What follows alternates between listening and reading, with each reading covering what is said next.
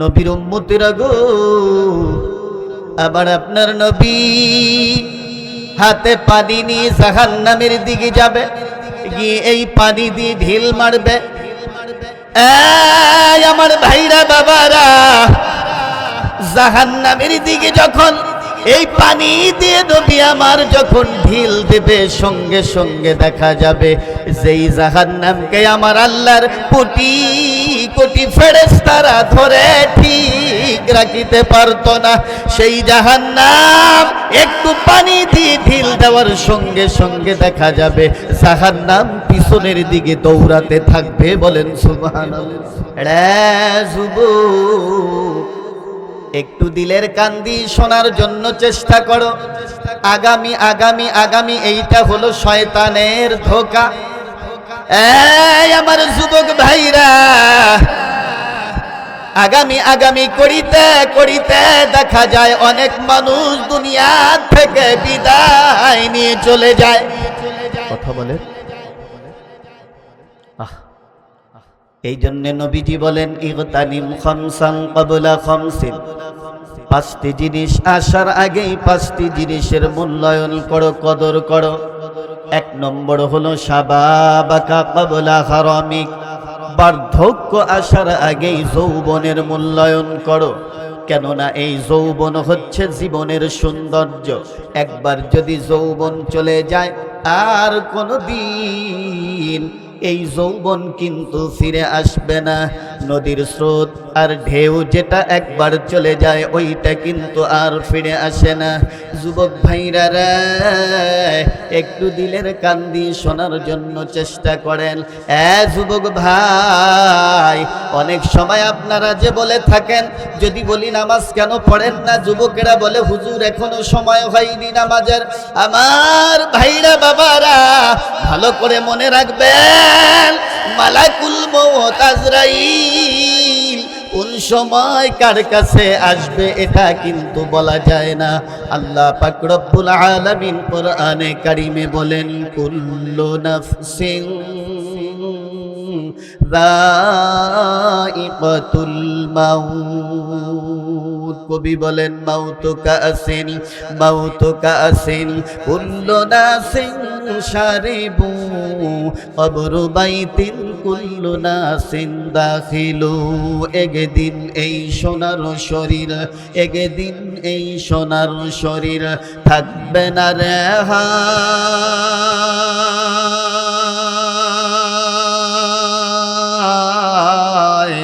মাটির শরীর মাটির সাথে মিশবে রে ধুলায়। কেইসা কেইসা খুবসুরত, কেইসা কেইসা খুবসুরত রানিয়া শাহজাদিয়া, তন বদন সব গল গিয়া হায়, তন বদন সব গল গিয়া হায়, খাক মে সব মিল গিয়া। একদিন এই সোনার শরীর থাকবে না রে হায়, মাটির শরীর মাটির সাথে মিশবে রে ধুলায়। কিসের বাড়ি কিসের ঘর কিসের জমিদারি, সঙ্গে তোমার কেউ যাবে না, সঙ্গে তোমার কেউ যাবে না, কেবল একাই তুমি। আপনি বললেন মানুষ এবং পাথর দিয়ে আল্লাহ জাহান্নামকে সাজাবে, তাই যদি হয় নবীজি, আমি আমার আম্মুকে যে দেখেছি ছোট ছোট লাকড়িগুলো আগে আগে চুলার ভিতরে আমার আম্মা দিত।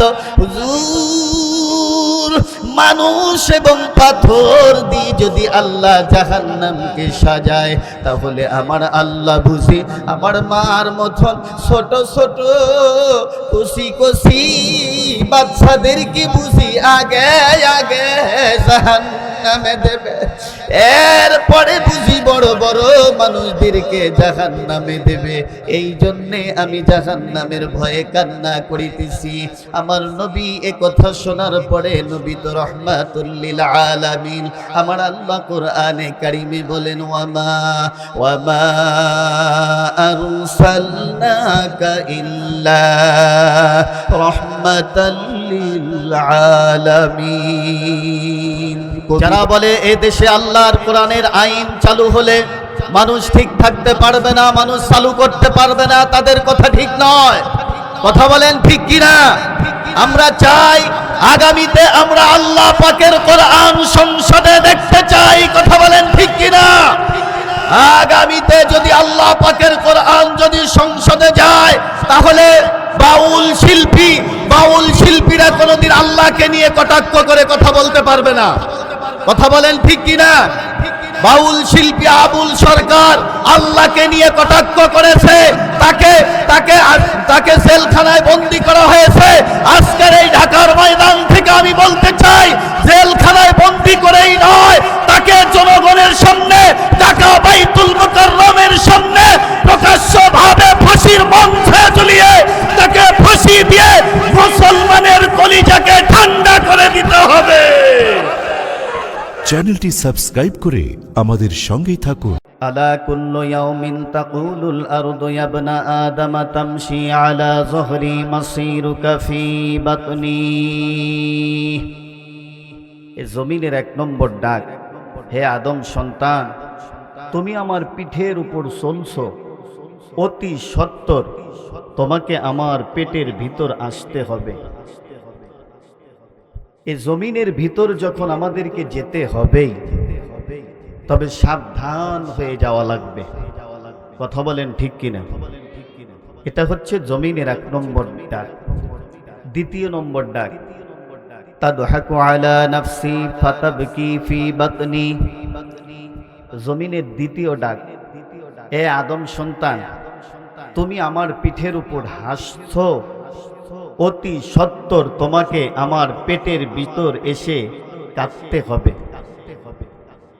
এজন্য এই দুনিয়া হাসাহাসি রং তামাশার জায়গা না। আল্লাহ পাক কোরআনে কারীমে বলেন, ফালইয়াদহাকু কলিলাও ওয়ালইয়াবকু কাসীরা। দুনিয়াতে বেশি কাঁদো, অল্প হাসো।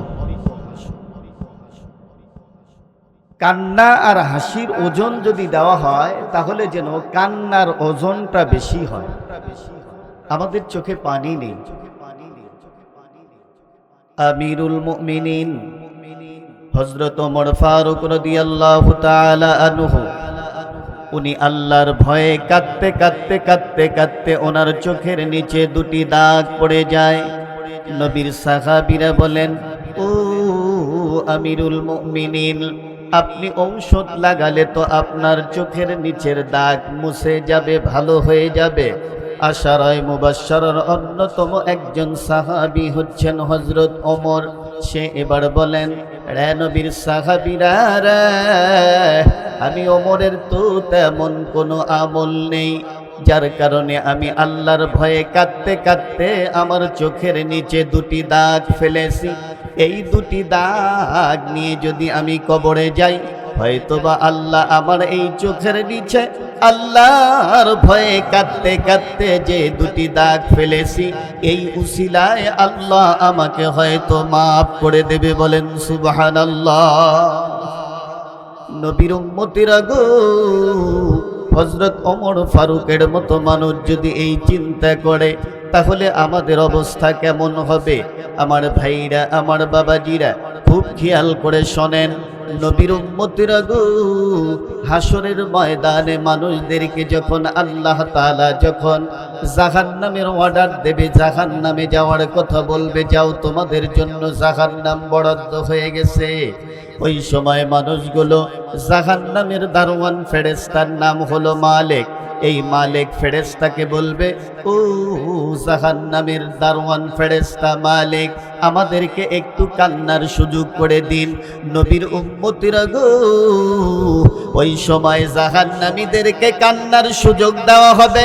আমার ভাইরা বাবারা, কিতাবের ভিতরে এসেছে, ওই সময় জাহান্নামীদেরকে কান্নার সুযোগ দেওয়া হবে। ওই সময় জাহান্নামীরা জাহান্নামে যাওয়ার আগে কাঁদতে থাকবে, এত কান্না করবে যে কাঁদতে কাঁদতে তাদের চক্ষু ফু দিয়ে শুধু রক্ত পড়তে থাকবে, পানি শেষ হয়ে যাবে, তাদের কান্না শেষ হবে না। জাহান্নামের দারওয়ান মালিক ফেরেশতা তখন বলবে, এই আল্লাহর বান্দারা, এই কান্নাটা যদি দুনিয়া থেকে আল্লাহর ভয়ে কেঁদে কেঁদে যদি আসতে, এই আল্লাহর বান্দারা, তাহলে তোমাদেরকে আজকে কান্না লাগতো না। নবীর উম্মতিরা গো, জাহান্নামের আগুন নিভানোর একটি মাত্র অস্ত্র, সেটা হলো চোখের পানি। বলেন সুবহানাল্লাহ।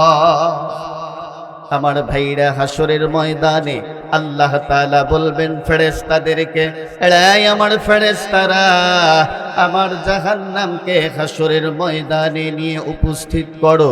তবে সাবধান সাবধান, আমার জাহান্নামকে সাবধানে হাসরের ময়দানে নিয়ে যাবে।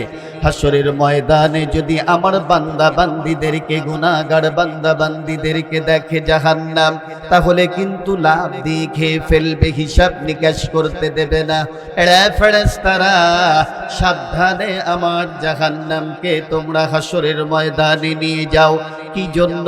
আমার বান্দা বান্দিরা শখ করে জাহান্নাম কামাই করেছে। বলতে পারেন, হুজুর কেউ কি শখ করে জাহান্নাম কামাই করে? আমি বলি, হ্যাঁ, আমরা তো জাহান্নাম শখ করেই কামাই করি। আমরা জানি নামাজ না পড়লে গুনাহ হয়, এরপরে বান্দা নামাজ পড়ে না। বান্দা জানে রমজানের রোজা না রাখলে গুনাহ হয়, তারপরে রোজা রাখে না। নবীর উম্মতিরা গো, বান্দা এটা জানে পর্দা না করলে গুনাহ হয়, এরপরেও পর্দা করে না। আমার ভাইরা বাবারা, এই জন্যই তো আমার আল্লাহ বলবে, রে ফেরেশতারা, আমার জাহান্নামকে সাবধানে হাসরের ময়দানে নিয়ে যাও। যদি আমার বান্দা বান্দিদেরকে দেখে তারা কিন্তু, তাহলে কিন্তু লাভ দিয়ে খেয়ে ফেলবে, হিসাব নিকাশ করিতে দেবে না। ওই সময় জাহান্নামের চারখানা পা থাকবে, 30,000 মুখ থাকবে, 30,000 দাঁত থাকবে, এক একটি দাঁত 30,000 উহুদ পাহাড়ের মতো বিশাল হবে। এমন ভয়ঙ্কর জাহান্নামকে যখন হাসরের ময়দানে নিয়ে যাবে, জাহান্নামের ধোঁয়া ও আগুন 70 বছরের পথ উঁচু হয়ে জ্বলে উঠতে থাকবে। জাহান্নামের আগুন একদম কালো হয়ে যাবে। আমার ভাইরা বাবারা, এই জাহান্নামকে যখন আল্লাহর ফেরেশতারা হাসরের ময়দানে নিয়ে যাবে, জাহান্নামের চতুর্দিকে শিকল লাগানো থাকবে। এক একটি শিকল আল্লাহ পাকের 70,000 ফেরেশতারা ধরে রাখবে।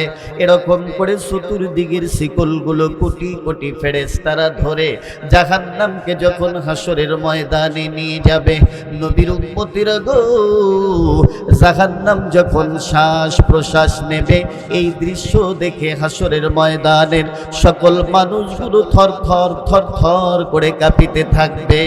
জাহান্নামের ভয়ঙ্কর অবস্থা দেখে হাসরের ময়দান থর থর থর থর করে কাঁপিতে থাকবে। আমার ভাইরা বাবারা, হাসরের ময়দানের সকল মানুষগুলো বলবে, বাবু, ওই তো যেইভাবে জাহান্নাম আমাদের দিকে লাফিয়ে লাফিয়ে আসছে, আজকে বুঝি আমাদের উপায় নেই, জাহান্নাম বুঝি আমাদেরকে খেয়ে ফেলবে। আমার ভাইরা, সকল মানুষগুলো তখন বেহুশ হয়ে পড়ে যাবে। নবীর উম্মতিরা গো, হযরত ঈসা, রূহুল্লাহ, মুসা, কালিমুল্লাহ সেজদায় চলে যাবে। এক পর্যায়ে দেখা যাবে মানুষগুলো গলা কাটা মুরগির মতো লাফাইতে থাকবে। আমার ভাইরা বাবারা, এরপরে দেখা যাবে সমস্ত মানুষগুলো বেহুশ হয়ে পড়ে যাবে। আমার ভাইরা, ঈসা নবী, মুসা নবী পর্যন্ত সেজদায় চলে যাবে। সেজদায় গেলে কি হবে? এক পর্যায়ে তারাও বেহুশ হয়ে পড়ে যাবে। নবীর উম্মতিরা গো, সর্বশেষে আমার আপনার নবী, উম্মতের কান্ডারি, গুনাহগারের বন্ধু, আমার নবী জাহান্নামের এরকম অবস্থা দেখে, দৃশ্য দেখে নবী আমার সেজদায় চলে যাবে। নবী যখন সেজদা দেবে, আমার আল্লাহর রহমতের দরিয়ায় তখন জোশ মারবে। বলেন সুবহানাল্লাহ। আমার আল্লাহ তখন বলবে, বন্ধু গো আপনি সেজদা থেকে মাথা উঠান। আমার নবী বলবেন, মাবুদ না না, আমি সেজদা থেকে মাথা উঠাবো না। ওই যে তোমার জাহান্নাম যেইভাবে লাফিয়ে লাফিয়ে আসছে, মাবুদ তোমার ওই জাহান্নাম যদি আমার একটি উম্মত যদি খেয়ে ফেলে দেয়, আমি নবী কিন্তু তোমার জান্নাতে প্রবেশ করিব না। সুবহানাল্লাহ বলেন। কেমন নবীর উম্মত আমরা। আমার আল্লাহ বলবেন, বন্ধু আপনি মাথা উঠান। এরপরে নবী আমার মাথা উঠাবে। মাথা উঠানোর পর আমার আল্লাহ নবীকে একটু পানি দিয়ে বলবে, বন্ধু এই পানি দিয়ে জাহান্নামের নিকটে গিয়ে ঢিল মারেন। নবীর উম্মতেরা গো, আবার আপনার নবী হাতে পানি নিয়ে জাহান্নামের দিকে যাবে, গিয়ে এই পানি দিয়ে ঢিল মারবে। আমার ভাইরা বাবারা, জাহান্নামের দিকে যখন এই পানি দিয়ে নবী আমার যখন ঢিল দেবে, সঙ্গে সঙ্গে দেখা যাবে যেই জাহান্নামকে আমার আল্লাহর কোটি কোটি ফেরেশতারা ধরে ঠিক রাখিতে পারতো না, সেই জাহান্নাম একটু পানি দিয়ে ঢিল দেওয়ার সঙ্গে সঙ্গে দেখা যাবে জাহান্নাম পিছনের দিকে দৌড়াতে থাকবে। বলেন সুবহানাল্লাহ।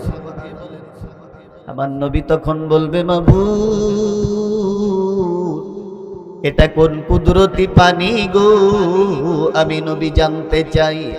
যেই জাহান্নাম কোটি কোটি ফেরেশতাদের বাধা পেও জাহান্নাম সামনের দিকে লাফিয়ে লাফিয়ে অগ্রসর হয়, কিন্তু একটু সামান্য পানি দেওয়ার সঙ্গে সঙ্গে জাহান্নাম পিছনের দিকে দৌড়াচ্ছে।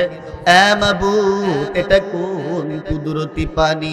আমার আল্লাহ বলেন, বন্ধু গো এটা কোনো কুদরতি পানি নয়, এটা আপনার উম্মত যখন গুনাহ করেছে, শয়তানের ধোঁকায় পড়ে আপনার উম্মত যখন গুনাহ করেছে, গুনাহ করার পরে আমি মাওলার আযাব জাহান্নামের শাস্তির কথা যখন তার স্মরণ হয়েছে, তখন সে চোখের পানি ছেড়ে দিয়ে কান্না করেছে।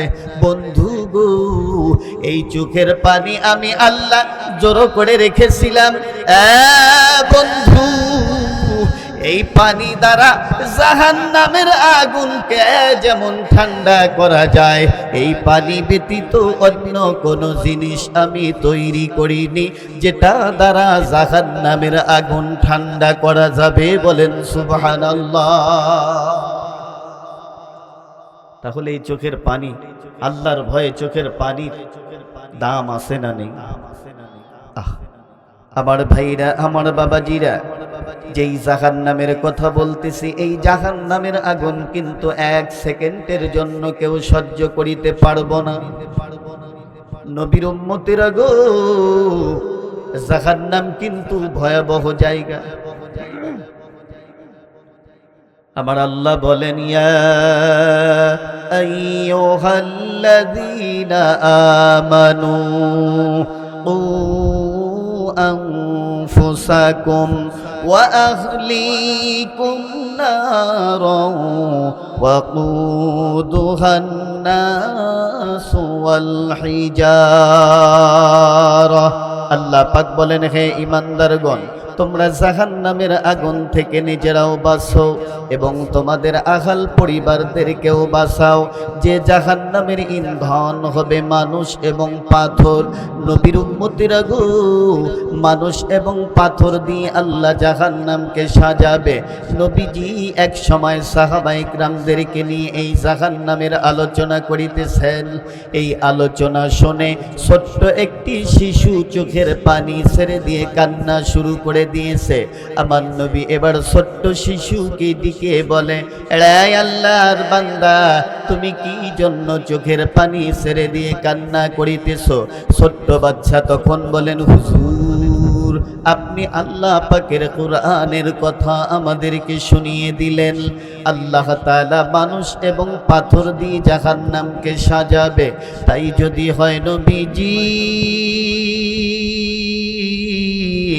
আমি আমার আম্মুকে দেখেছি, আমার আম্মু যখন চুলার ভিতরে লাকড়ি দিত, হুজুর আমার মা যখন চুলার ভিতরে লাকড়ি দিত, ওই সময় আমি দেখেছি আমার মা ছোট ছোট লাকড়িগুলো, ছোট ছোট খড়িগুলো আগে চুলার ভিতরে দিয়েছে। চুলায় যখন ওই ছোট ছোট লাকড়িগুলো যখন ধাউ ধাউ করে জ্বলে উঠছে, সেই সময় আবার বড় বড় লাকড়িগুলো, বড় বড় খড়িগুলো দিয়েছে। আপনি বললেন মানুষ এবং পাথর দিয়ে আল্লাহ জাহান্নামকে সাজাবে, তাই যদি হয় নবীজি, আমি আমার আম্মুকে যে দেখেছি ছোট ছোট লাকড়িগুলো আগে আগে চুলার ভিতরে আমার আম্মা দিত।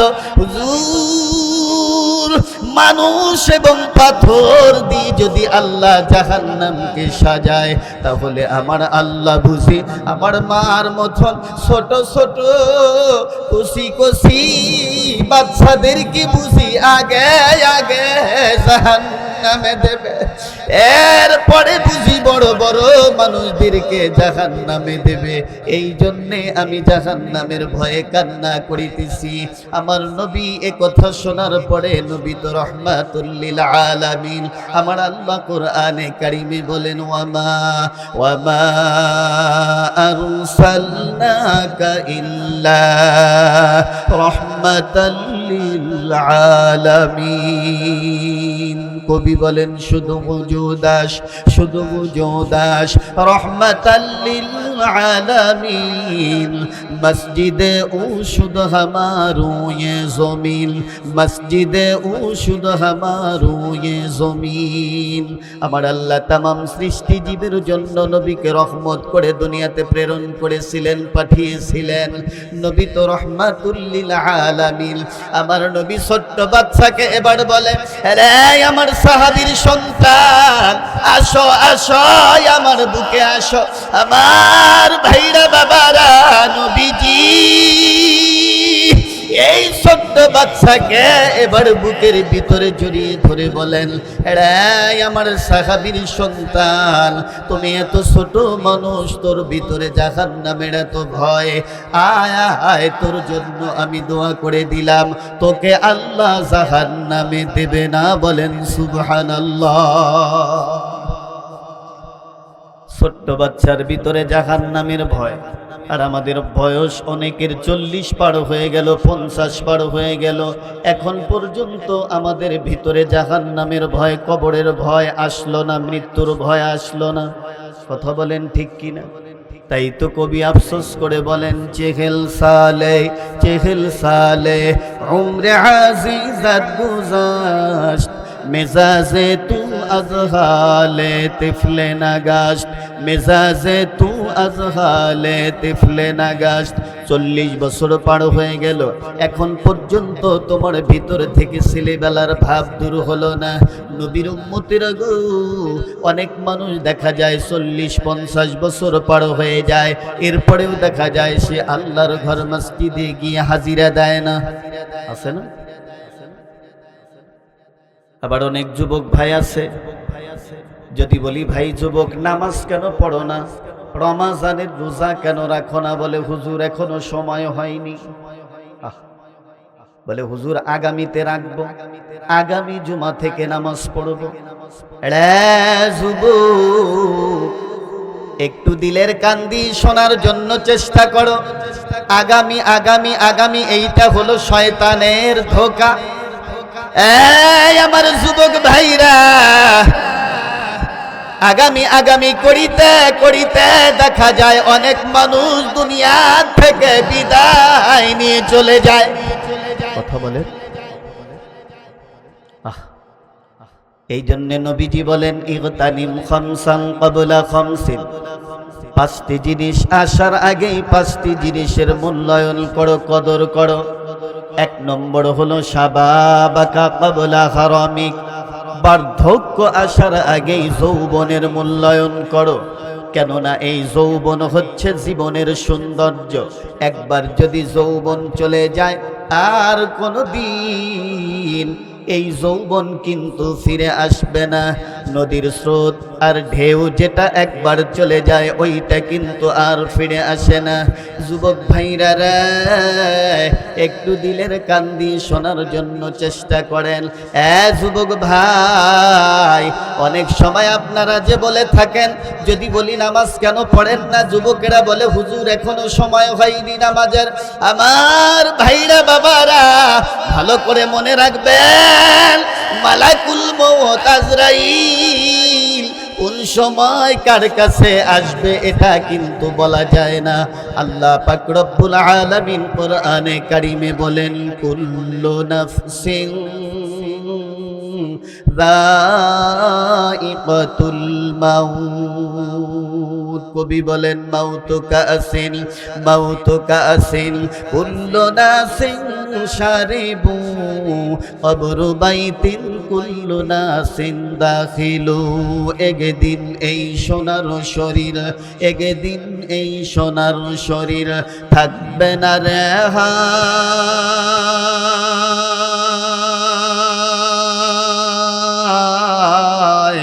মাটির শরীর মাটির সাথে মিশবে রে ধুলায়।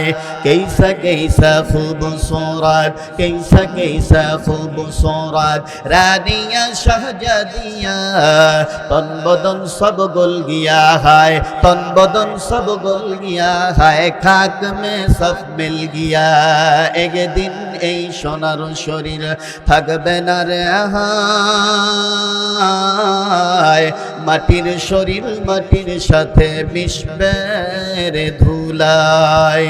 কিসের বাড়ি কিসের ঘর কিসের জমিদারি, সঙ্গে তোমার কেউ যাবে না, সঙ্গে তোমার কেউ যাবে না, কেবল একাই তুমি। আমাদের মৃত্যু একদিন আসবে, আর কোন দিন আসবে সেটা বলা যায় না। আর আমাদেরকে একাই কবরে যেতে হবে, কেউ আমাদের সঙ্গে যাবে না। যাবে কি? আমাদের সঙ্গে যাবে কি? আমাদের সঙ্গে যাবে কি? একটি জিনিস যাবে। নবীজি এক সময় সাহাবা ইকরামদেরকে ডাক দিলেন, ডেকে বললেন, ও আমার সাহাবাগণ শোনো, মনে করো তোমাদের ভিতরে একজনের 4টি ভাই আছে। এই 4 ভাইয়ের মধ্যে 3 নম্বর ভাই অসুস্থ হয়ে পড়েছে। অসুস্থ হওয়ার পরে এই 3 নম্বর ভাই এবার বড় ভাইকে বলতেছে, ভাইয়া আমি যদি দুনিয়ার থেকে বিদায় নিয়ে চলে যাই তাহলে তুমি আমার এমন কি উপকার করবে বলো তো।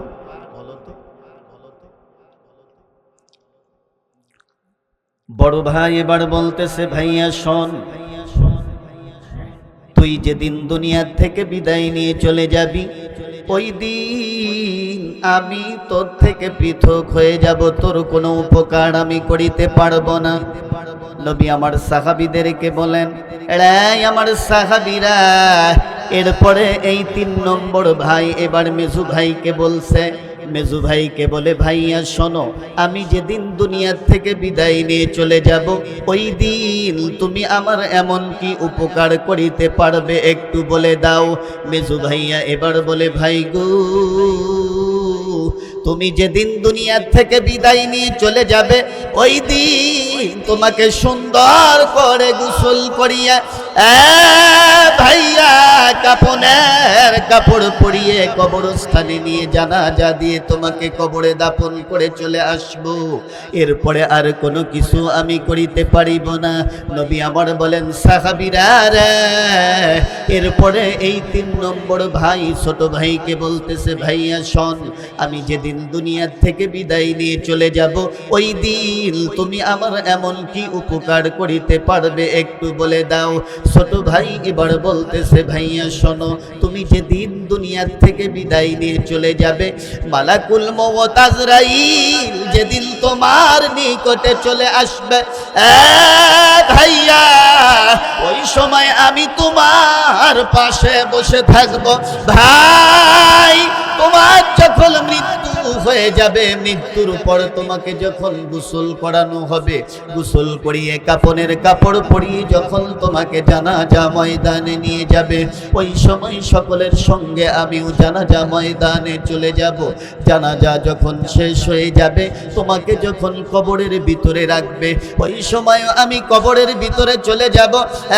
ভাইয়া, কবরে গিয়েই ক্ষান্ত নয় ভাই, আমি তোমার কবরে গিয়ে মুনকার নাকির ফেরেশতার প্রশ্নের জবাব আমি সঠিকভাবে দিয়ে দেব। বলেন সুবহানাল্লাহ। শুধু তাই নয়, যতক্ষণ পর্যন্ত তোমাকে আমি জান্নাতে পৌঁছে দিতে না পারিব, ততক্ষণ পর্যন্ত আমি তোমার থেকে অন্য কোথাও যাব না। বলেন সুবহানাল্লাহ।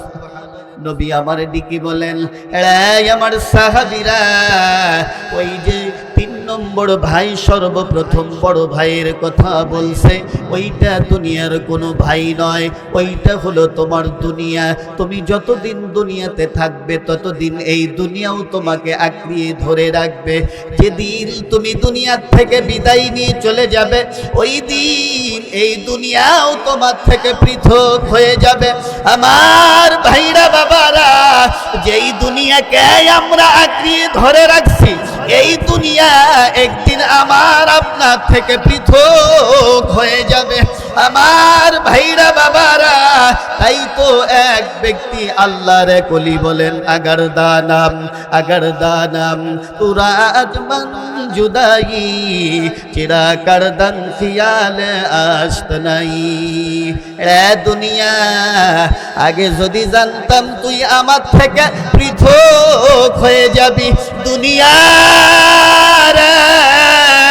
তাহলে তোকে এত মহাব্বত আমি করিতাম না। আমার ভাইরা বাবারা, সাহাবায়ে কেরামদের জীবনী খুঁজে দেখেন, তারা দুনিয়াকে তুচ্ছ মনে করেছেন। আমরা তো দুনিয়াকে প্রাধান্য দিয়ে থাকি। নবীর উম্মতেরা গো, আমিরুল মুমিনিন হযরত ওমর ফারুক রাদিয়াল্লাহু তাআলা আনহুর জামানা হিমস শহরের গভর্নর করে পাঠিয়ে দিলেন হযরত সাঈদ বিন আমির রাদিয়াল্লাহু তাআলা আনহুকে। সাঈদ বিন আমির রাদিয়াল্লাহু তাআলা আনহু হিমসের গভর্নর হয়ে গেলেন। একদিন আমিরুল মুমিনিন হযরত ওমর ফারুক এবার ওই হিমস শহর থেকে কিছু প্রতিনিধি দল চলে এসেছে। আসার পরে এবার তাদেরকে বলেন, এই আল্লাহর বান্দারা, তোমাদের হিমস শহরের ভিতরে যারা গরিব দুঃখী মানুষ আছে, তাদের একটি তালিকা আমাকে দাও, তাদেরকে কিছু সাহায্য সহযোগিতা আমি করিব। সঙ্গে সঙ্গে এবার একটি তালিকা আমিরুল মুমিনিনের কাছে দেওয়া হলো। নবীর উম্মতিরা গো, এই তালিকাটা আমিরুল মুমিনিন যখন হাতের ভিতরে পেয়ে গেলেন, সর্বপ্রথম যার নামটা লেখা রয়েছে হযরত ওমর নামটি পড়ে এবার আশ্চর্য হয়ে গেলেন। এবার সর্বপ্রথম নাম রয়েছে সাঈদ বিন আমির রাদিয়াল্লাহু তাআলা আনহুর। হযরত ওমর বলেন, এই সাঈদ বিন আমির এটা কোন ব্যক্তি? বলে, কেন চিনেন না? ইনিই তো আমাদের হিমসের গভর্নর সাঈদ বিন আমির। কেউ কেউ বলে কোরআনী আইন চালু হলে হুজুররা তো আসলে চালু করতে পারবে না। কিছু কিছু মানুষ এ ধরনের কথা বলে, যে তাই কি সম্ভব? আচ্ছা, আপনারা করোনার সময় মাস্ক ব্যবহার করেননি? কথা বলেন, করেননি? উস্তা চেনেন? উস্তা, এটা কি বলেন আপনারা? করল্লা। এই করল্লা, এইটা আপনাদের এই ঢাকার করল্লা কেমন? মিষ্টি না? বলেন কি? আমাদের সিরাজগঞ্জের এইটাই করল্লা, সেটাও তিতা লাগে। আপনাদের ঢাকায়ও তিতা লাগে। এই করল্লা যে কোনোদিন খায়নি, প্রথম যে ব্যক্তি এই করল্লা মুখে দিয়েছে, তার কিন্তু খুব কষ্ট হয়েছে খাওয়া। কথা বলেন, এত তিক্ত, এত তিতা। কথা বলেন ঠিক কিনা? আমি নিজেও খেতে আমার কষ্ট হয়েছে, কিন্তু এখন ওপেন হয়ে গেছে। করল্লা খাওয়া আর কোনো সমস্যা নেই, অনেক খেতে পারি। করল্লা ভাজি অনেক মজাদার, মজা লাগে। আমার ভাইরা, যে এই করল্লা প্রথমে খেতে কষ্ট হয়, কিন্তু আস্তে আস্তে খেতে খেতে এক সময় খেতে খেতে অভ্যাসে পরিণত হয়ে যায়। পরিণত হলে তখন আর সমস্যা হয় না। কথা বলেন ঠিক কিনা? যারা বলে এ দেশে আল্লাহর কোরআনের আইন চালু হলে মানুষ ঠিক থাকতে পারবে না, মানুষ চালু করতে পারবে না, তাদের কথা ঠিক নয়। কথা বলেন ঠিক কিনা? আমরা চাই আগামীতে আমরা আল্লাহ পাকের কোরআন সংসদে দেখতে চাই। কথা বলেন ঠিক কিনা? আগামীতে যদি আল্লাহ পাকের কোরআন যদি সংসদে যায়, তাহলে বাউল শিল্পীরা কোনোদিন আল্লাহকে নিয়ে কটাক্ষ করে কথা বলতে পারবে না। কথা বলেন ঠিক কিনা? বাউল শিল্পী আবুল সরকার আল্লাহকে নিয়ে কটাক্ষ করেছে, তাকে জেলখানায় বন্দী করা হয়েছে। আজকের এই ঢাকার ময়দান থেকে আমি বলতে চাই, জেলখানায় বন্দী করেই নয়, তাকে জনগণের সামনে ঢাকা বাইতুল মুকাররমের সামনে প্রকাশ্যভাবে ফাঁসির মঞ্চে ঝুলিয়ে তাকে ফাঁসি দিয়ে মুসলমানের কলিজাকে ঠান্ডা করে দিতে হবে।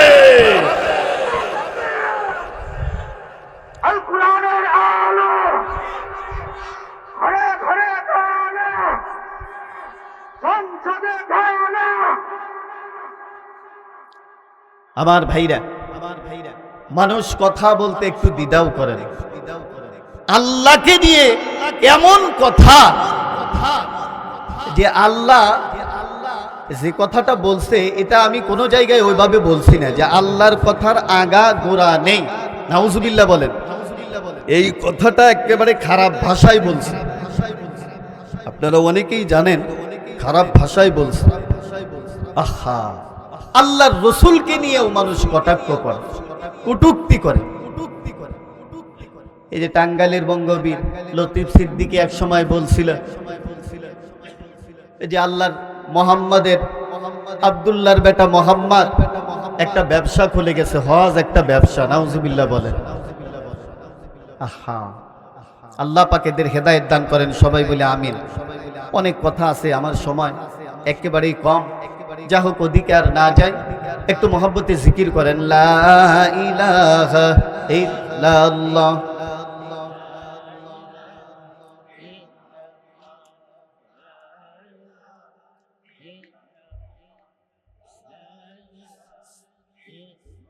লা ইলাহা ইল্লাল্লাহু মুহাম্মাদুর রাসূলুল্লাহ। সবাই পড়ি সাল্লাল্লাহু আলাইহি ওয়াসাল্লাম। আমার ভাইরা, আমিরুল মুমিনিন হযরত ওমর ফারুক রাদিয়াল্লাহু তাআলা আনহু তালিকা দেখে বলতেছেন যে এটা কোন সাঈদ বিন আমের, মনে আছে আপনাদের? বলে কেন চিনেন না? ইনিই তো আমাদের গভর্নর সাঈদ বিন আমের। বলে তোমাদের গভর্নর কি গরিব মানুষ? বলে শুধু গরিব নয়, তার বাড়িতে 4 দিন 5 দিন চলে যায়, তার বাড়ির চুলায় আগুন জ্বলে না। হিম শহরের গভর্নর, তার বাড়ির চুলায় 4 দিন 5 দিন চলে যায়, আগুন জ্বলে না। আর আমাদের দেশের যারা নেতাও না, নেতার সাথে যারা ঘোরে, আমাদের সিরাজগঞ্জের ভাষায় আমরা কেউ কেউ সামসা বলি, কেউ কেউ সাইমসা বলি। এই নেতার সাথে যারা ঘোরে, এই হেদেরও যে বুড়ি, বাপরে বাপ, কোলাকুলি করতে গেলে বুক খুঁজে পাওয়া যায় না। কথা বলেন ঠিক কিনা? জনগণের মাল আত্মসাৎ করিতে করিতে এমন অবস্থা হয়েছে, বুড়ি এরকম হয়েছে, দরজা ধাক্কা দিয়ে খোলা লাগে না, ধাক্কা লেগেই খুলে যায়। কথা বলেন ঠিক? অথচ আল্লাহর নবীর সাহাবী অবস্থা কেমন তাদের? সাঈদ বিন আমের রাদিয়াল্লাহু তাআলা আনহু গরিব মানুষ। এ কথা আমিরুল মুমিনিন হযরত ওমর যখন শুনলেন, শোনার পরে হযরত ওমর চোখে পানি রাখতে পারে না, দুটি চোখের পানি গড়গড় করে ছেড়ে দিয়ে চোখের পানি ছেড়ে দিয়ে কাঁদেন। কান্নার পরে এবার 1000 টাকা এবার ওই প্রতিনিধি দলদেরকে এবার দিয়ে দিলেন। এই আল্লাহর বান্দারা, এই নাও, এই টাকাগুলো তোমাদের গভর্নরকে দিয়ে দিবা, তার নিজের জন্য যেন এটা খরচ করে। আমার ভাইরা, এই টাকাগুলো নিয়ে যখন প্রতিনিধি দল যখন চলে গেলেন, সাঈদ বিন আমির রাদিয়াল্লাহু তাআলা আনহুকে যখন টাকাগুলো দেওয়া হলো, হযরত সাঈদ বিন আমির রাদিয়াল্লাহু তাআলা আনহু টাকাগুলো পাওয়ার পরে তার চেহারাটা যেন বিবর্ণ হয়ে যায়। নবীর উম্মতিরা গো, ওনার স্ত্রী যখন ওনার চেহারার পরিবর্তন দেখলেন, উনি এবার জিজ্ঞাসা করে, ও আল্লাহর বান্দা আমিরুল মুমিনিন হযরত ওমরের কি কোনো কিছু হয়েছে নাকি, যার কারণে হঠাৎ আপনার চেহারার ভিতরে দেখা যায় মালিন্যতা এসে গিয়েছে, আপনার চেহারা পরিবর্তন হয়ে গেছে, ঘটনা কি আমি জানতে চাই। আমিরুল মুমিনিনের কোনো অসুবিধা হয়েছে কিনা? বলে হ্যাঁ, আমিরুল মুমিনিনের অসুবিধার চেয়েও মারাত্মক দুর্ঘটনা ঘটে গেছে। বলে তাহলে কি আমিরুল মুমিনিন ইন্তেকাল করেছে, মৃত্যুবরণ করেছে? সাঈদ বিন আমির বলেন, এরে বিবি না রে না, আমিরুল মুমিনিন ইন্তেকালের চেয়েও মারাত্মক দুর্ঘটনা ঘটে গিয়েছে। তাহলে আমিরুল মুমিনিন ইন্তেকালের চেয়েও মারাত্মক দুর্ঘটনা এমন কি দুর্ঘটনা ঘটেছে আমি জানতে চাই। হযরত সাঈদ বিন আমির রাদিয়াল্লাহু তাআলা আনহু সঙ্গে সঙ্গে টাকার থলেটা এবার বের করে দিয়ে বলেন, এরে বিবি, এই যে তাকিয়ে তাকিয়ে দেখো, আমিরুল মুমিনিন আমার জন্য 1000 টাকা পাঠিয়েছে। রে বিবি, আমার কাছে দুনিয়া এসেছে। বিবি রে, আমি তো দুনিয়া চাই না, আমি চাই আখেরাত, কিন্তু আমার কাছে দুনিয়া এসেছে। রে বিবি, এই টাকা আসার চেয়ে যদি আমিরুল মুমিনিনের ইন্তেকালের খবর, মৃত্যুর খবর যদি আমি শুনতাম, তবুও আমার চেহারার মধ্যে এরকম চেহারা পরিবর্তন হতো না। আমার ভাইরা, আমার বাবাজিরা, স্বামীও যেমন স্ত্রীও তেমন ছিলেন। স্ত্রী বলেন, এটা নিয়ে কোনো চিন্তা করতে হবে না, এটা কি কোনো চিন্তার বিষয় নাকি? ও আল্লাহ পাকের বান্দা, আপনার কাছে যেই টাকাগুলো এসেছে, এই টাকাগুলো আপনি গরিব মিসকিনদেরকে আপনি দান করে দিন। নবীর উম্মতিরা গো, হযরত সাঈদ বিন আমির রাদিয়াল্লাহু তাআলা আনহু সবগুলো টাকা এবার ফকির মিসকিনদেরকে দান করে সুস্থির একটি নিঃশ্বাস ফেললেন। বলেন সুবহানাল্লাহ। সাহাবায়ে কেরাম দুনিয়াকে একদমই তুচ্ছ মনে করেছেন। আমার ভাইরা, আমার বাবাজিরা, আমরাও দুনিয়াকে তুচ্ছ মনে করিব। বলতে পারেন হুজুর, দুনিয়াদারি তো আমাদের করতে হবে, টাকা পয়সা ধন দৌলতের তো প্রয়োজন। নবীর উম্মতেরা গো, হ্যাঁ এটার প্রয়োজন আছে, যতটুক আছে ততটুক ব্যবহার করব, এর বেশি আমরা করিব না। এই আমার ভাইরা বাবারা, দুনিয়ার মোহাব্বত আমার আপনার দিলের ভিতরে যখন আসবে, এটা কেমনে আমরা বের করে দেব?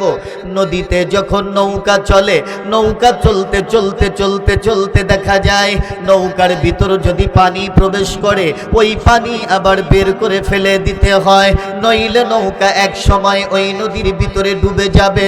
নবীর উম্মতেরা গো, মানুষের দিলের ভিতরে যখন যখন নাকি এই যে দুনিয়ার মহব্বত চলে আসবে, দুনিয়ার মহব্বত এরকম করে তখন বের করে দিতে হবে। আল্লাহ তাআলা যেন আমাদের তৌফিক দান করেন। সবাই বলেন আমিন। আমার ভাইরা আসেন, আমি যে কথা বলতেছিলাম, নবী আমার দিকে বলেন, সাহাবীরা সর্বপ্রথম যেই বড় ভাইয়ের কাছে গিয়েছে, সাহাবীরা ওইটা দুনিয়ার কোনো ভাই নয়, ওইটা হলো দুনিয়া। দুনিয়া এবার বলে, রে ভাইয়া, যতদিন তুমি জীবিত থাকবে তোমার সাথে আমি ততদিন লেগে থাকবো। যখন তুমি দুনিয়ার থেকে বিদায় নিয়ে চলে যাবে, আমিও তোমার থেকে পৃথক হয়ে যাব। আমার ভাইরা, বড় ভাইয়ের উদাহরণ দিতে গিয়ে নবীজি দুনিয়াকে বুঝিয়েছেন। নবীর উম্মতেরা গো, এরপরে দ্বিতীয় নম্বর নবী আমার বলেন, রে আমার সাহাবীরা, দ্বিতীয় নম্বর হলো তোমার সন্তানেরা। যদি তুমি নেক সন্তান রেখে যেতে পারো তাহলে নেক সন্তানের দ্বারা তুমি উপকৃত হতে পারবে। যেমন আল্লাহ পাকের পয়গম্বর বলেন, মান ক্বারাআল কুরআনা ফাস্তাযহারাহু ফাআহাল্লা হালালাহু ওয়া হাররামা হারামাহু আদখালাহুল্লাহুল জান্নাহ ওয়া শাফাআহু ফি আশারাতিন মিন আহলি বাইতিহি কুল্লুহুম ক্বাদ ওয়াজাবাত লাহুন নার। আল্লাহু আকবার। নবীজি বলেন, যে ব্যক্তি এই পবিত্র কোরআনে কারীমের পুরোপুরি 30 পারা কোরআনের হাফেজ হতে পেরেছে বা হাফেজা হতে পেরেছে, এরপরে হারামকে হারাম হালালকে হালাল মেনে চলাফেরা করেছে, ওই হাফেজ হাফেজাকে আল্লাহ তাআলা হাসরের ময়দানে উচ্চ অফিসার বানিয়ে জাহান্নামের গেটের ভিতর দাঁড় করিয়ে দিয়ে বলবে, হাফেজ এমন 10 জন লোক তোর খুশি মতো টান দিয়ে বের করে জান্নাতে চলে যায়। সুবহানাল্লাহ বলুন। আপনাদের এখানে মাদ্রাসা, এই মাদ্রাসায় আলেমা হাফেজা হচ্ছে, আপনারা আনন্দিত হচ্ছেন না? একটি সন্তান, নেক সন্তান রেখে যান বাবা। এ দুনিয়া তো থাকার জায়গা না, এ দুনিয়া ছেড়ে চলে যেতে হবে বাবা। আমার ঘড়িতে এখন 11টা বেজে 44 মিনিট। ভালো করে শোনেন, এই যে প্রায় 12টার কাছাকাছি বেজে গেছে, এখন আজকের রাত্রিতে যদি আমাদের কারো মৃত্যু হয়, হতে তো পারে নাকি বলেন? পারে না? আজকের রাত্রিতে যদি আমাদের কারো মৃত্যু হয় তাহলে আগামীকাল সকালবেলা আমাদের দাফন হবে। দিনের বেলায়, আগামীকালকে দিনের বেলায় যে কোনো সময় আমাদের দাফন হয়ে যাবে। আর যদি আগামীকাল সকালবেলায় যদি আমাদের মৃত্যু হয় তাহলে আগামীকালকে দিনের বেলায় দাফন না হলে তাহলে হয়তো রাত 10টার মধ্যেই বা মাগরিবের নামাজ অথবা এশার নামাজ কিংবা রাত 10টার মধ্যেই কবরে দাফন করবে। কথা বলেন ঠিক কিনা?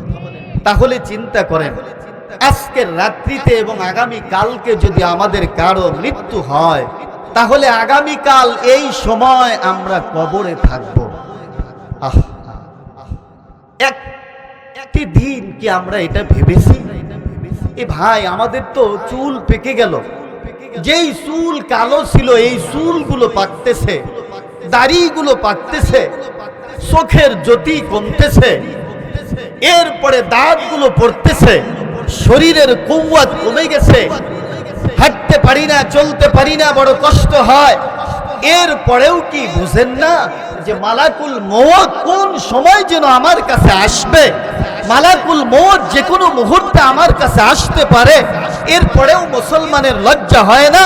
চুল পেকে গেছে, দাড়ি পেকে গেছে, দাঁত পড়ে গেছে, চোখের জ্যোতি কমে গেছে, শরীরের শক্তি কমে গেছে, এরপরেও মুসলমানের সন্তান টেলিভিশনকে সামনে নিয়ে বেগানা নারীদের নাচ গান দেখিতেছে। আমার ভাইরা, এই অবস্থায় যদি আপনার মৃত্যু হয় তাহলে আল্লাহর রাসূল বলেন, আল মানউ মাআ মান আহাব্বা, যার সাথে যার মহব্বত তার সাথেই তার হাসর। এই টেলিভিশনকে মহব্বত করলেন, এই নায়ক নায়িকাকে মহব্বত করলেন। এই যুবক ভাই, মেসি আর নেইমার, এদের চুলের কাটিংয়ে তুমি চুল কেটেছো, এদেরকে তুমি মহব্বত করেছো। ভালো করে মনে রাখো, এই অবস্থায় যদি তুমি মৃত্যুবরণ করো তাহলে তোমাকে তোমার হাসর নাসর কিন্তু এই মেসি নেইমার, এই কাফের মুশরিকদের সাথেই কিন্তু হবে। বলেন নাউজুবিল্লাহ। একটিবার আমরা ভাবি না, চিন্তাও করি না। লম্বা হায়াত নিয়ে আমরা বসে আছি, বাবা লম্বা হায়াত নেই। নবী আমার জিজ্ঞাসা করলেন সাহাবা একরামদেরকে, তোমরা মৃত্যুকে কে কত দূরে মনে করো? কেউ কেউ মনে করে ফজর পড়েছি জোহর পড়তে পারবো, কেউ বলে জোহর পড়েছে আসর পড়তে পারবো, আসর মাগরিব এশা ফজর এরকম বলতেছে। আল্লাহ নবী বললেন, না, তুমি ডান দিকে সালাম ফিরিয়েছো, বাম দিকে ফিরাতে পারবে না। মৃত্যুকে এত নিকটে মনে করি। আমরা তো লম্বা হায়াত নিয়ে বসে। তাই আজরাইল বলে, আল্লাহর বিকট সৃষ্টি আমি, মওত আমার না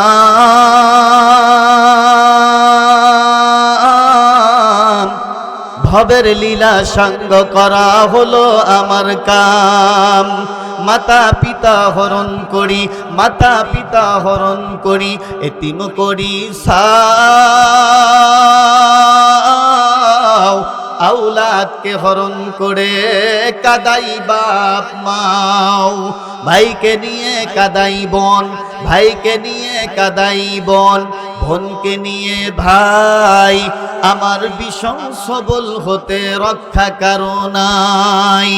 স্বামী নিয়ে কাদাই বিবি, স্বামী নিয়ে কাদাই বিবি, বিবি নিয়ে স্বামী। সময় হলে হাজির হব তোমার নিকট আমি। কি বাবা হবে না? আল্লাহ পাক বলেন বিসমিল্লাহির রহমানির রহিম ইযা জাআ আজালুহুম লা ইস্তাখিরুন লা ইস্তাখিরুনা সাআতান ওয়া লা ইস্তাকদিমুন। আল্লাহু আকবার বলেন। যার মৃত্যু যে সময় আল্লাহ তাআলা নির্ধারণ করে রেখেছেন, তার এক সেকেন্ড আগে এক সেকেন্ড পরেও সে মৃত্যুবরণ করিবে না, যথা সময় সে মৃত্যুবরণ করবে। আমার ভাইরা, এই জন্য খুব খেয়াল করে।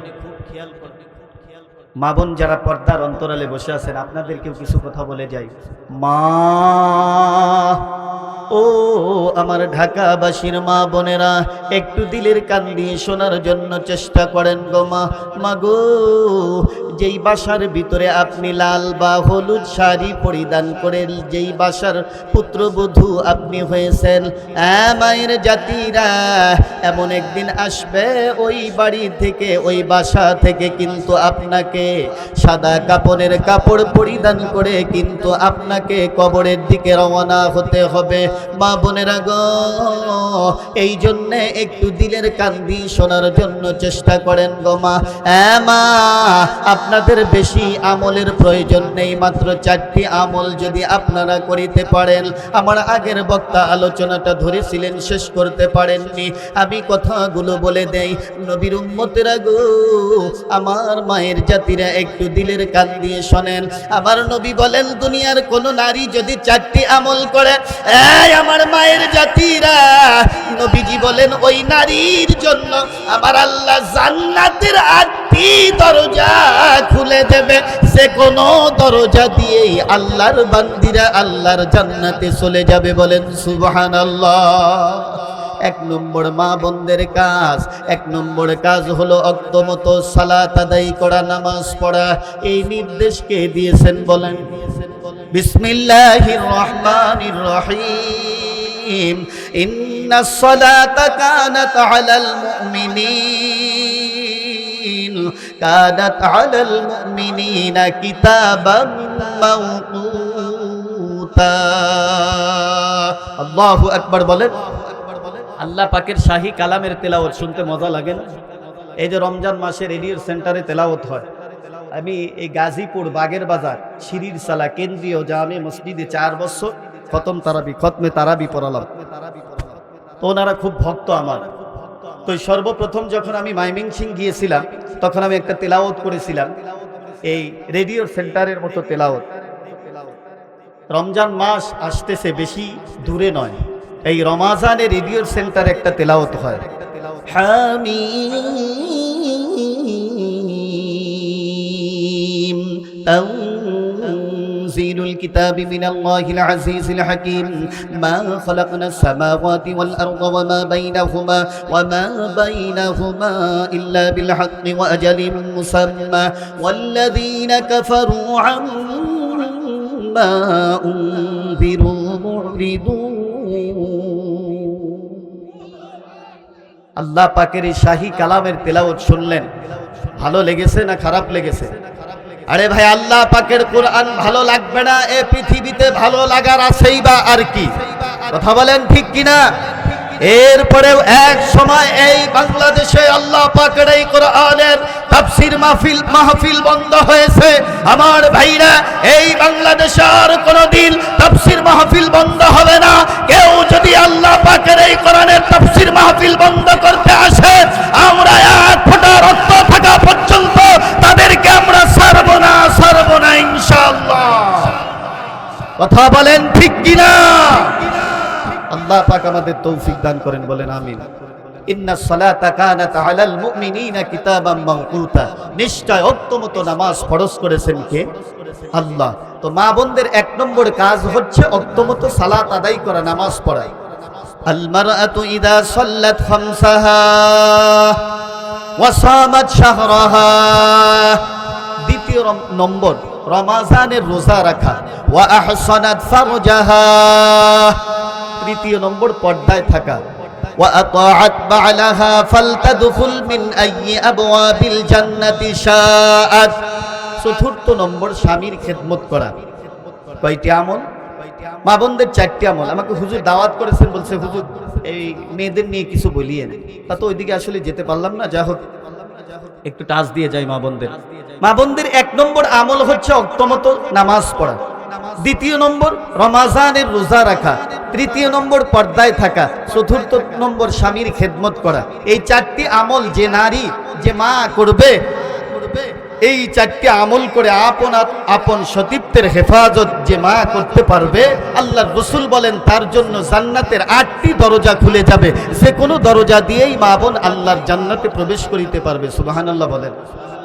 উপরের 2টি আমল মোটামুটি করে, নামাজ পড়ে, রোজা রাখে, আর 2টি আমল খুব বেশি করিতে চায় না। এই 2 আমলের মধ্যে 1 নম্বর হলো পর্দা, যেটা হইছে এখন জর্দা, ওইটা এখন আমরা পান দিয়ে খাই না, কি বলেন ভাই? মা বোন পর্দা করিতে চায় না, অথচ আল্লাহ পাক বলেন বিসমিল্লাহির রহমানির রহিম وقرن في بيوتكن ولا تبرجن تبرج الجاهلية الأولى। আল্লাহু আকবার বলেন। আল্লাহ পাক বলেন আইয়ামে জাহিলিয়াতের যুগের মতো বেপর্দা বেহায়া বেহাপনা অবস্থায় রাস্তায় বের হইও না। আল্লাহ পাক মা বোনদের পর্দায় থাকার তৌফিক দান করেন, সবাই বলেন আমিন। এরপরে আর একটি আমল খুব বেশি মা বোন করিতে চায় না, সেটা হলো স্বামীর খেদমত। এই জন্য আমি বক্তৃতার মাঝে মধ্যে বলি, স্বামীর ভক্তি করো সদাই থাকিতে জীবন, স্বামীর ভক্তি করো সদাই থাকিতে জীবন, স্বামীর ভক্তি সতী শব্দি করো প্রাণপণ। এই জামানার হাল চরিত্র, এই জামানার হাল চরিত্র যে সমস্ত দেখি, না বলিলেও আখিরাতে আল্লাহর কাছে ঠেকি। তার মানে ওই যে মনে করেন স্বামী স্ত্রীকে, ভালো স্ত্রীকে রেখে বাহিরে চলে গেছে, গিয়ে বাড়িতে এসে ডাক দিচ্ছে, ও আব্দুল্লাহ রাম্মু, আব্দুল্লাহ রাম্মু কথা বলে না, মানে এরকম জি গাল ফুলে আছে। তো স্বামীর রাগ হয়ে গেছে, একবার ডাক দিয়েছে ও আব্দুল্লাহ রাম্মু, কথা নেই, আবার ডাক দিয়েছে ও আব্দুল্লাহ রাম্মু, তাও কথা নেই। স্বামী চিন্তা করলেন ভালো মানুষ রেখে গেলাম, এত রাগ করলো, ঘটনা কি? এ স্বামীর রাগ আরো বেড়ে গেছে, স্বামীর আরো রাগ উঠছে, ভালো মানুষ রেখে গেলাম আমার সাথে রাগ করে। স্বামী রাগ করে এবার আস্তে আস্তে ডাক না দিয়ে এবার বলতেছে ও আব্দুল্লাহ রাম্মু। তখন আব্দুল্লাহ রাম্মু বলে কি? মনে হয় আসমান ভেঙে ওর মাথার উপর পড়ছে। স্বামীর ভক্তি করো সদাই থাকিতে জীবন, স্বামীর ভক্তি সতী শব্দি করো প্রাণপণ।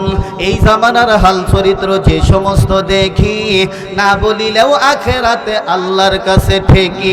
অনেক নারী ঠাট্টা করে বেগানার সাথে, নিজের স্বামী ঘরে আসলে গাল ফুলাইয়া থাকে, ভিন্ন পুরুষ দেখলে তারা হেসে কথা কয়।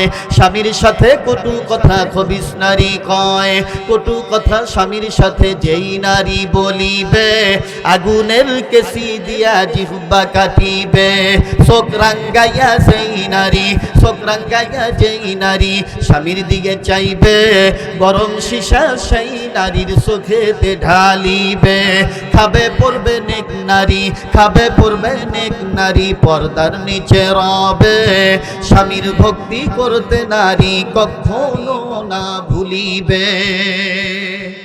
আসলে যারা সতী সাধবী নারী, নেককার নারী, তারা তো স্বামীর খেদমত করে, কি বলেন করে না? সবগুলো তো একরকম না। আমরা যারা পুরুষ আছি, আমরাও কিছু পুরুষ আছি, আমাদের ভিতরেও ঝামেলা আছে। এই যে আমার হাতের ভিতরে একটি কাপ আছে কাচের, এই একটি কাপ বা একটি গ্লাস অনেক আছে, অনেক স্ত্রী আছে, এটা সুন্দর করে পরিষ্কার করতে গিয়েছে, হঠাৎ করে পড়ে ভেঙে গেছে। এমনও পুরুষ আছে হাতা এরকম করে গুছিয়ে বলে এই তোর বাবার বাড়ি থেকে আনছি সেটা, হ্যাঁ এই বলে আনা বিসমিল্লাহ বলে কিল আর ঘুষি দিয়েই হয় খুশি। আরে ভাই এটা তো আল্লাহর রসুলের আদর্শ না? আল্লাহর রসুলের আদর্শ কত সুন্দর ছিল। আম্মাজান হযরত আয়েশা সিদ্দিকা রাদিয়াল্লাহু তাআলা আনহা বলেন, আল্লাহর রসুল বাহির থেকে যখন ভিতরে প্রবেশ করতেন, রান্না এখনো হয়নি, আল্লাহর পয়গম্বর আমার সাথে রান্নার কাজে সহযোগিতা করেছে। সুবহানাল্লাহ বলেন। শুধু তাই নয়, আম্মাজান আয়েশা বলেন যে আল্লাহর রসুলকে আমরা কেউ আগে কোনোদিন সালাম দিতে পারিনি। মা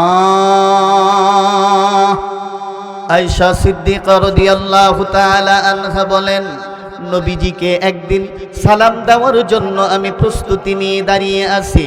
এমন সময় দেখা যায় নবীজিকে যখন সালাম দেবে, কোনোদিন নবীজিকে আগে আগে সালাম দিতে পারেন না, আমার নবী আগে আগে সালাম দেন।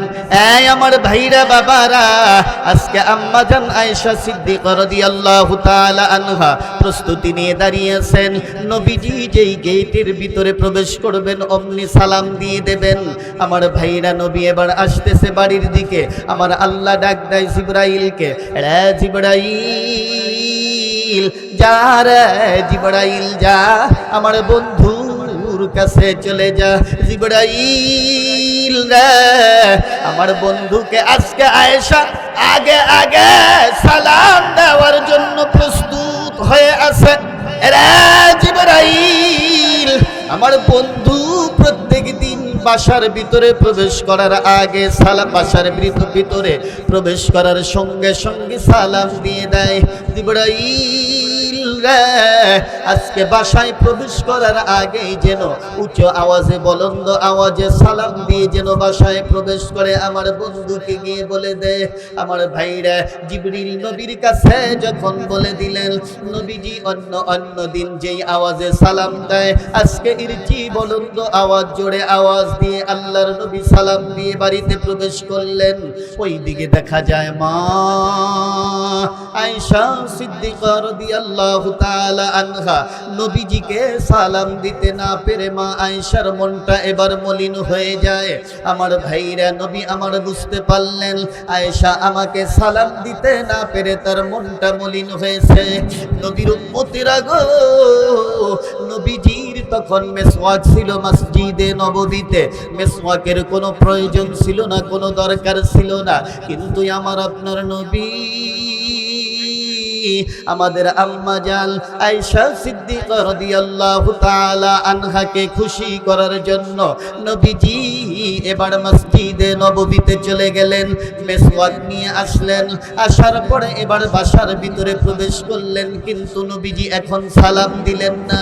ওই দিকে দেখা যায় মা আয়েশা সিদ্দিকা রাদিয়াল্লাহু তাআলা আনহা নবীজিকে সালাম দিয়ে এবার মুস্কি হেসে দিলেন, বলেন সুবহানাল্লাহ।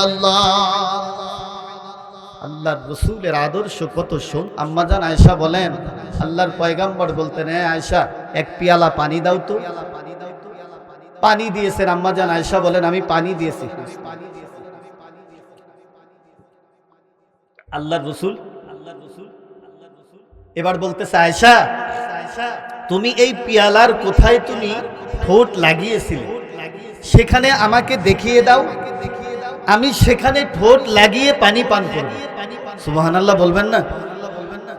আম্মাজান আয়েশা দেখিয়ে দিলেন, হুজুর এই যে এখানে ঠোঁট লাগিয়ে আমি পান করেছি, পানি পান করেছি। আল্লাহর রাসূল এখানেই ঠোঁট লাগিয়ে পান করলেন এরকম। সুবহানাল্লাহ বলেন। আর আমরা যদি বলি হ্যাঁ আব্দুল্লাহর আম্মা, মানে আমার ছেলের নাম আব্দুল্লাহ, তো সেজন্য আব্দুল্লাহ বলতেছে, আবার কার কোনটা বলবো, আবার কে কি বলে উঠবে।